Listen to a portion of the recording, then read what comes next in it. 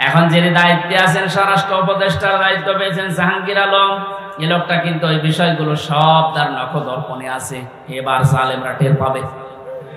ধোঁকা দিয়ে বোকা বানিয়ে মানুষের চোখে ধুলো দিয়ে বহু চিটারি বাটপারি করেছেন, এখন আর ছাড় নেই। হাজার হাজার মুসলিম মানুষের যে বিডিআর, আমি 900-র উপরে বিডিআর পেয়েছিলাম।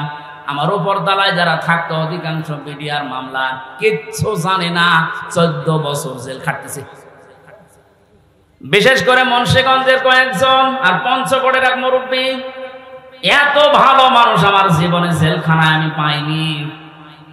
ওরা কোরআন শরীফ মাথায় নিয়ে, হাতে নিয়ে, বুকে নিয়ে বলতো, হুজুর আমি কিচ্ছু জানি না, আর 1 বছর পরে রিটায়ার্ড হয়ে যাব, শান্তিতে আছি।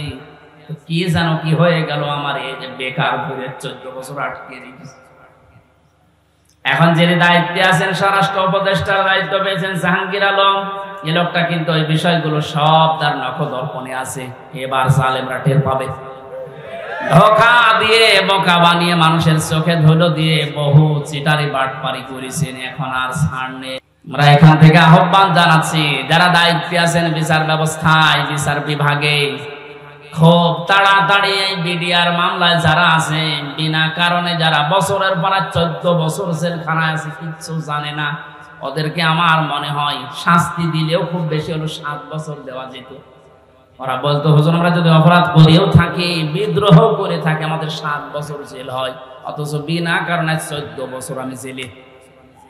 এত বড় জুলুম আর সহ্য করা হবে না। যারা দায়িত্বে আছেন, আহ্বান জানাই, বাংলার লক্ষ লক্ষ তাওহীদি জনতা নিয়ে এই নিরপরাধ মানুষদেরকে বিনা বিচারে, বিনা হিসাবে ছেড়ে দেওয়া লাগবে।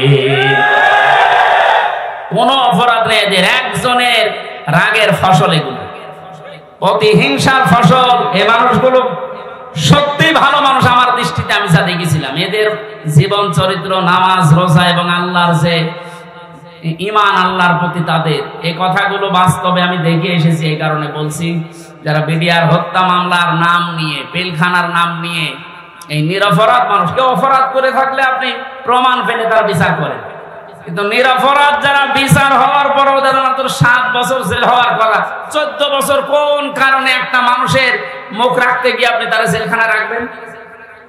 এখানে দায়িত্বে যারা আছেন, এই বিচার ব্যবস্থা একটু তাড়াতাড়ি কাজ করে তাদের ছেড়ে দেওয়া হোক। অন্তত জীবনের শেষ কয়েকটা দিন স্ত্রী পুত্র সন্তান আদি নিয়ে দুনিয়া একটু কাটিয়ে যাক। পঞ্চগড়ের এই মুরব্বীটা, কি নাম যেন, আব্দুল মতিন না কি নাম, এরকম বহু মানুষকে দেখেছিলাম। ওদের দুঃখ কষ্ট আল্লাহর আরশ পর্যন্ত কেঁপে যাওয়ার কথা। আল্লাহ এমনি এমনি তো জালেমকে বিদায় দেয়নি। বহু মানুষের এই শব্দ লোকিয়ে আছে, বহু মানুষের চোখের পানি, বুক ফাটা পানি, হাজারো মানুষের এগুলো জমা হয়ে আছে। আল্লাহ একবারে সব ছেড়ে দিয়েছে। পাপ যখন একেবারে শের পুজে গেছে, পরিপূর্ণ হয়ে গেছে, আল্লাহ বলেন, ইন্না বাদশা রব্বিকা লাশাদীদ, আমি ধরি না, কিন্তু ধরলে আমি আর ছাড়ি না।